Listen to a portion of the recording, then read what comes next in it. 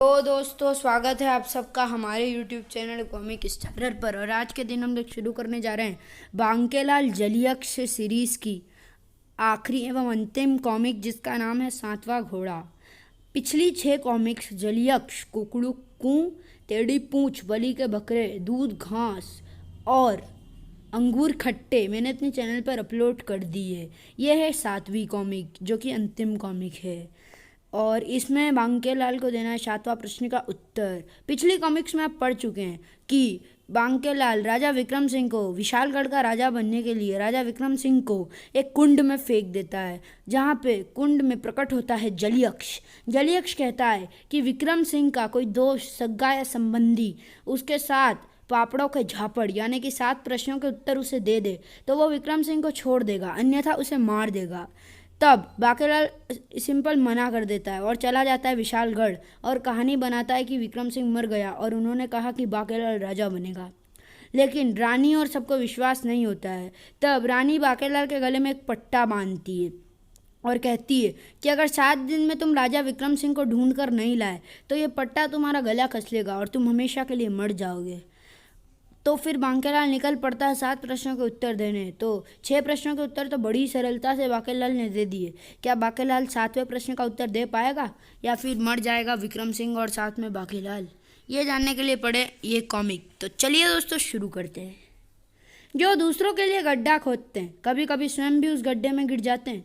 विशालगढ़ का राजा बनने के लिए बांकेलाल हमेशा राजा विक्रम सिंह के विरुद्ध षड्यंत्रों के जाल बुनता रहा, किंतु इस बार वह स्वयं अपने ही बिछाए जाल में फंस गया। संकट का फंदा उसी के गले में आ पड़ा और इससे छुटकारा तभी संभव होगा जब बांकेलाल जलियक्ष को दे देगा उसके सभी 7 प्रश्नों के उत्तर। आज जलियक्ष पूछने वाला था अंतिम प्रश्न। संजय गुप्ता पेश करते हैं 7वां घोड़ा, राज कॉमिक से मेरा जुनून। चोर चोर, पकड़ो पकड़ो, बांकेलाल ले गया मेरा 7वां घोड़ा। शक्ति, आह शक्ति भू। मैं षड्यंत्रों की रानी शड्डो हूँ। जब कोई किसी के विरुद्ध कोई षड्यंत्र रचता है तो मुझे शक्ति मिलती है। बांकेलाल, तेरे षड्यंत्रों के कारण मुझे अपार शक्ति की प्राप्ति होती थी, किंतु ये तो किस चक्कर में पड़ गया। जलियक्ष के कारण तेरा षड्यंत्रकारी मस्तिष्क सुप्त पड़ गया है और इस कारण मेरी शक्तियाँ भी छीन पड़ गई है और काया जर्जर हो गई है। बहू, तेरे जैसी हालत में तो लोग पानी मांगते हैं और तू शक्ति मांग रही है। कौन है तू? ये तो जानी पहचानी सी गंध है। मैं तुझे पहचान गई, तू बांकेलाल है। किंतु तू कौन है? ये तुझे क्या हो गया है बांकेलाल? अपनी शक्ति को पहचान। तूने जलियक्ष की दास्तां क्यों स्वीकार कर ली? अपने षड्यंत्रकारी मस्तिष्क को सक्रिय कर। बहू, किंतु इस फंदे के कारण मेरे प्राण भी तो संकट में पड़ गए हैं शड्डो। बहू, तेरे प्राण तो इससे पहले भी कई बार संकटों में पड़े थे बांकेलाल, किंतु तूने अपनी षड्यंत्रकारी चालों से हमेशा मृत्यु को शिकस्त दी। तभी तो कह रही हूँ कि अपने षड्यंत्रकारी मस्तिष्क को सक्रिय कर कर कर। ओ, तो क्या मैं स्वप्न देख रहा था? बहू, शड्डो ने मुझे नींद से जगा दिया, मुझे भी और मेरे मस्तिष्क को भी। अबे ओ जलियक्ष! हे जलियक्ष, विश्राम पूर्ण हो गया हो तो कृपया अंतिम प्रश्न पूछें।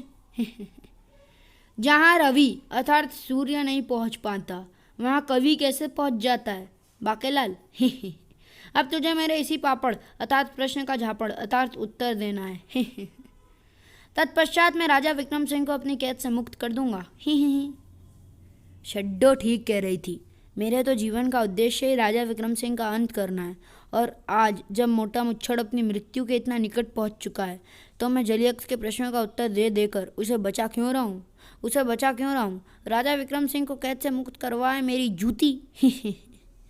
इस बांकेलाल की नीयत ठीक नहीं लग रही है। गुर्र, अभी से मजा चखाता हूँ।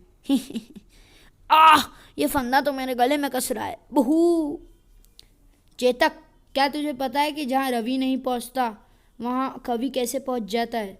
मुझे जलियक्ष को उसके इस प्रश्न का उत्तर देना है, तभी वो मोटे, मेरा मतलब राजा विक्रम सिंह को कैद से मुक्त करेगा। हिनन, ये बात तो तुम्हें कोई कवि बता सकता है स्वामी। क्यों बच्चू? फंदा गले में कसते ही अक्ल आ गई? अब मैं ढीला पड़ता हूँ। फंदा ढीला पड़ गया। फंदे बच्चू, मैं जलीयक्ष के प्रश्नों के उत्तर तेरे भय से ही दे रहा था। प्रश्नों के उत्तर देने के स्थान पर मैंने तुझसे छुटकारा पाने के विषय में सोचा नहीं। बहू, अब मैं पहले तुझसे ही छुटकारा पाने के विषय में सोचता हूँ। मगर ये चेतक मुझे कहाँ लिए जा रहा है? ढूंढ वृक्ष, मुझोई हुई घास, मुरझाई हुई घास। हे भगवान, मुझे मौत क्यों नहीं आती? बहू, स्थान स्थान पर अपना माथा फोड़ते और मृत्यु पड़े जीव यहाँ केवल भरे ही रह सकते हैं। मन तड़प हरिदर्शन को आज, मन तड़पत हरिदर्शन को आज। और ये ऋषि बेचारा तो नेत्रहीन भी है। दर्शन दो घनश्याम नाथ, मेरी आँखियों प्यासी। कमाल है, पिछले 3 दिवस से यहाँ खड़ा हूँ और ये भक्त दर्शन दो रट्टे जा रहा है। अब और कैसे दर्शन दूँ? बहू, हूँ अप्पा दा की हूँ। अबे चेतक के बच्चे, ये तू कहाँ ले आया कमबख्त? यहाँ तो कवि लम्बढिंग रहता है। बहू, मैंने सोचा स्वामी कि आपको आपके प्रश्न का उत्तर एक कवि ही दे सकता है। चेतक के बच्चे, वापस भाग। ओह, लम्बढिक का एक हाथ जलेबी की तरह मुड़ा रहता है और जितना चाहे लंबा हो जाता है। बहू, यहाँ आने के बाद तो देवता भी इसकी कविताएं सुनने से बच नहीं सकते। बहू, बांकेलाल, जो कल महकी थी वो गंध थी बिना तड़के की हिंग की। तुम्हें आखिर खींच ही लाई याद लंबी ढिंग की। चेतक के बच्चे, दाल दाल कुच्चे कच्चे गुर्र। अरे ये क्या? फंदा गले में मचल सा रहा है। ओ, समझ गया, इसको भी वही बेचैनी होने लगी है जो लंबढिंग का नाम सुनकर प्रत्येक प्राणी एवं वस्तुओं तक को होने लगती है। वो मारा पापड़ वाले को मिल गया इस नामुराद फंदे से छुटकारा पाने का उपाय। अरे बाकेलाल, तू तो मुझसे मिलकर प्रसन्न हो रहा है, ये देखकर मैं भी प्रसन्न हुआ। ही। तभी प्रकट हो गया छेला। अरे ये कौन है? पिताश्री, वो मारा पापड़ वाले को तभी बोलते हैं जब किसी के विरुद्ध षड्यंत्र रचते हैं। पिताश्री जब भी ऐसा कहेंगे मैं उन्हें षड्यंत्र करने से रोकने के लिए तुरंत आ जाऊंगा। मैं हूँ छेला, बांकेलाल जी मेरे पिता हैं। ओ, पुत्र को भी साथ ले आया बाकेलाल? तूने अपनी शादी में नहीं बुलाया, यह बड़ी गलत बात है। शादी ब्याह जैसे उत्सवों में तो मुझे अवश्य बुलाना चाहिए। ही। मेरी कविताएं सुनने के लिए 2 श्रोताओं का होना मेरे लिए सौभाग्य की बात है। तो बाकेलाल, पहले मैं तुम्हें छोटी कविता सुनाऊंगा, फिर तुम कहोगे तो लंबी कविता। बच्चू फंदे, तैयार हो जा। पेड़ों से पत्ते उड़ गए, डालियों से फूल गिर गए, हिरण सरोवर में कूद गए, कछुए पेड़ पर चढ़ गए। हिरण पानी में कैसे रहते? पानी में तो मगरमच्छ थे। मगरमच्छ रो रहा था, अपने वस्त्र धो रहा था। उसकी मगरमच्छी मायके गई थी, कल ही तो बिया कर आई थी। दुल्हन वो नहीं थी, दुल्हन की याद में मगरमच्छ कवि हो गया। उसने कविता रची, सुनो कविता। उसने नाम से संबोधित किया था, कविता मगरमच्छी का नाम था। सुनो कविता। पर अब ये नाम नहीं, मेरी कविता है, तो सुनो कविता। अब मैं कविता सुना रहा हूँ कि मैं जा रहा हूँ। मैं कहीं भी रहूँ, मैं सरोवर में ही रहूँगा। तू जा रहे, वहाँ ना रहे। तू कहीं और कैसे रहे? तू मायके में ना रहे, तू ससुराल में भी ना रहे। तू ज़मीन पर ना रहे, ना तू आसमान पर रहे। आसमान पर तो तू वैसे भी नहीं रह सकती क्योंकि तेरे पंख नहीं है। भगवान ने बड़ा जुल्म किया, तेरे पंख नहीं उगाए, क्योंकि उगाता तब तू चिड़िया ना बन जाती। तो मैं कह रहा था कि तू कहीं की ना रहे, तू केवल मेरे हृदय की रहे। कविता खत्म हुई।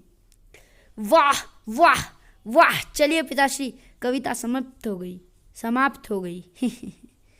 पुत्र छैला, अभी तो मगरमच्छ की कविता समाप्त हुई है, मेरी तो बाकी है ना।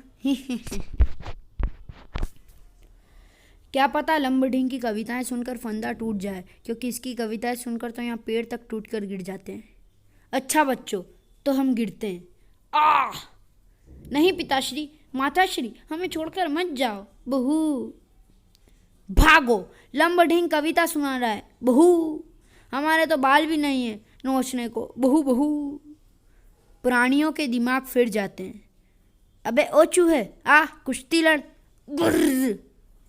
नहीं, मुझे जाने दो हुजूर, मेरे छोटे छोटे बच्चे हैं। बहू, मैं तो चला। लंबढिंग का ध्यान छेला की ओर नहीं था। गाय ने जो पैदा की थी वो बच्ची थी। वास्तव में वो कछुआ नहीं, कछुई थी। पेड़ पर उसे दिखा एक घोंसला जो कौवे का था। उसमें कौवी भी रहती थी। घोंसले में अंडे थे, हाथ लगाने में ठंडे थे। कौवी की रंगत काली थी। कछुई भी अपने कछुए के अंडों की माँ बनने वाली थी। कछुई अंडों को देखकर चौंकी। बंद अंडों में तो बच्चों का दम घुट जाएगा। दम तो मेरे बच्चों का भी घुट जाएगा। कौवी चिल्लाई, थोड़ी पगलाई, थोड़ा और पगलाई, थोड़ा और पगलाई, और पगलाई। कछुई के ना पंख थे ना बाल। भय से वो स्वयं ही खड़ी हो गई। फंदा तार तार होने को था। बचाओ, कोई मुझे बचाओ, आह! ये तो फंदा टूटने का स्वर है। तभी, अरे ये मेरे गले में एक और फंदा कहाँ से आ रहा है? बहू आ पड़ा, बहू साई। ये फंदा मैंने डाला है पिताश्री। छेला के बच्चे, ये तुमने क्या किया? मेरे गले का फंदा टूट रहा था। यदि दबा दे फंदा टूट जाता तो मुझे जलियक्ष के प्रश्न का उत्तर देने की आवश्यकता ही नहीं पड़ती। यदि दबा दे फंदा टूट जाता तो यही तो मैं नहीं चाहता था पिताश्री। मैं चाहता हूँ कि आप राजा विक्रम सिंह के प्राण बचाएं और उसके लिए आपको जलियक्ष के 7वें प्रश्न का उत्तर देना ही होगा। ओह, यह कमबख्त लंबडिंग लगता है कविता सुनाने में इतना तल्लीन हो गया है कि उसे मेरे वहाँ से गायब होने का भी पता नहीं चला। अन्यथा वो अपने लंबे हाथ से मुझे धर दबोचता। बहू। छेला ने एक स्थान पर चेतक को रोका। अरे यहाँ तो फूल खिले हैं, गुलशन गुलशन। हिनन। अच्छा पिताश्री, मैं चलता हूँ। यह कविराज का उपवन है। कविराज आपकी मदद अवश्य करेंगे। कैसी उज्ज्वल धवल हो, चंद्र किरणों से नहाई प्रतीत होती हो। अरे ये कविता पाठ कौन कर रहा है? तुम उपवन की तितली हो या फिर कोई उड़न परी? सूर्य की सतरंगी रश्मियों ने तुम्हें उतारा है या इंद्रधनुष के रंगों में डूबकर जमीन पर आई हो? Tit tit tit. वाह, कितनी सुंदर कल्पना है। वाह कविराज, कानों में मिश्री घुल गई। एक आप हैं और एक वो लंबढिंग। लंबढिंग मेरा छोटा भाई है। हम एक ही डाल के दो पत्ते हैं। तुम अपने आगमन का प्रयोजन बताओ। बांकेलाल ने अपने आगमन का प्रयोजन उसे बताया। तब, ओ, तो तुम्हें इस प्रश्न का उत्तर चाहिए कि जहाँ ना पहुँचे रवि वहाँ कवि कैसे पहुँच जाता है? हाँ, उत्तर तो मैं तुम्हें दे दूंगा बांकेलाल, किंतु बदले में मुझे सूरज का 7वां घोड़ा चाहिए। वो मैं कैसे ला सकता हूँ? सूर्य तक तो पहुँच पाना असंभव है। तो फिर तुम अपने घर जाओ, तुम्हें तुम्हारे प्रश्न का उत्तर नहीं मिल सकता। ठहरिए कविराज, मैं सूरज का 7वां घोड़ा लाने को तैयार हूँ। बांकेलाल, सूरज का 7वां घोड़ा लाने हेतु तुम्हें उसके पास जाना होगा। जहाँ पहुँचते ही तुम भस्म हो जाओगे। और सूरज के भीषण ताप से तुम्हें एक ही चीज़ बचा सकती है, और वो है कारू का कंबल। सुनो कारू की कहानी। एक बार सूर्य देवता एवं पवन देवता में इस बात को लेकर ठन गई कि हम में से कौन अधिक बलवान है।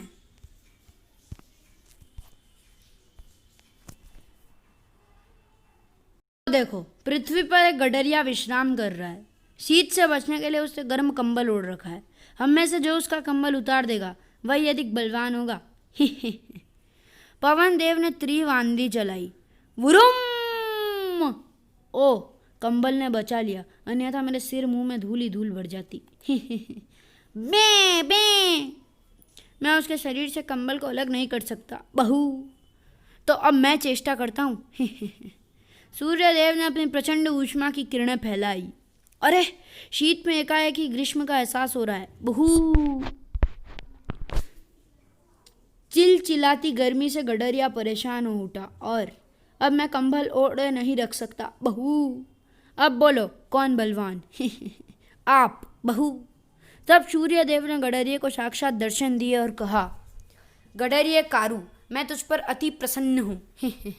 जा, तेरे कंबल में मेरे प्रचंड ताप को भी सहने की शक्ति होगी। ऐसा वर देकर सूर्यदेव अंतर्धान हो गए। कविराज ने बांकेलाल को कारू का पता बताया।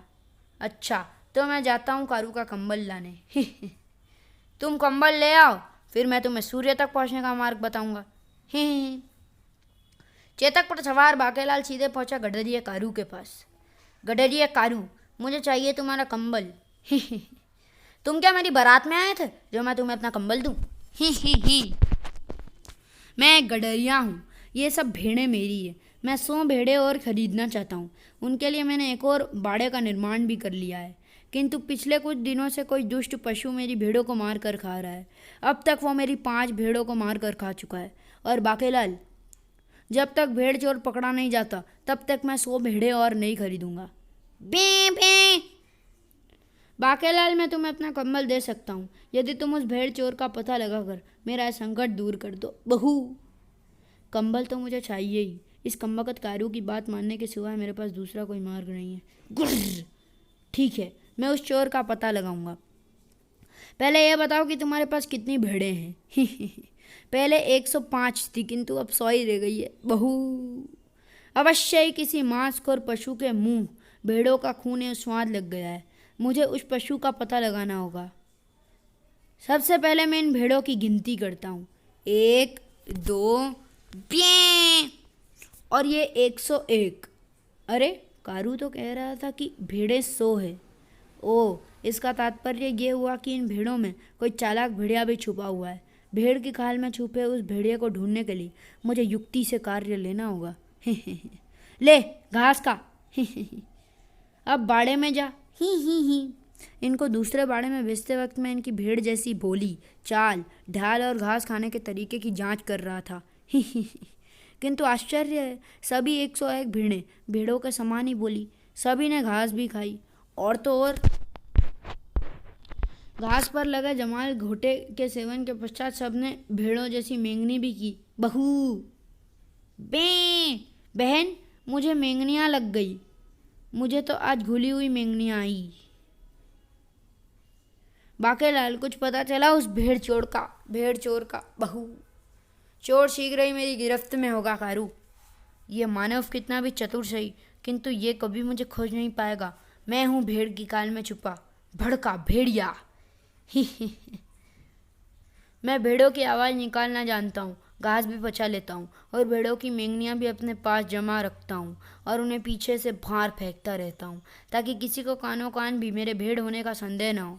अब रात्रि गिरते ही फिर एक भेड़ मेरे पेट में होगी। मैं इन्हें संध्या चाल करवा कर लाता हूँ कारू, इससे इनकी घास पच जाएगी। बांकेलाल, आगे तो खाइए, मेरी भेड़ें एक एक करके खाई में गिर रही है। भेड़ों में संकट को भांपने का बोध नहीं होता, इसे भेड़ चाल कहते हैं। अर्थात एक भेड़ के पीछे पीछे सभी भेड़ें खाई में गिर जाती है। किंतु मेरी सारी भेड़ें तो खाई में गिर गई। नहीं, ये खाई नहीं है, केवल कुछ हाथ गहरा गड्ढा है। तुम्हारी भेड़ें सुरक्षित है। मैं तो भेड़ चाल से भेड़ की खाल में छुपे भेड़ियों का पता लगा रहा था, किंतु भेड़िया बेहद चालाक है। वो भेड़ चाल वाली योजना में भी नहीं फंसा। बहू, मैंने देख लिया था कि ये कोई खाई नहीं गड्ढा है, इसलिए मैं भी इसमें जानबूझकर गिर गया था।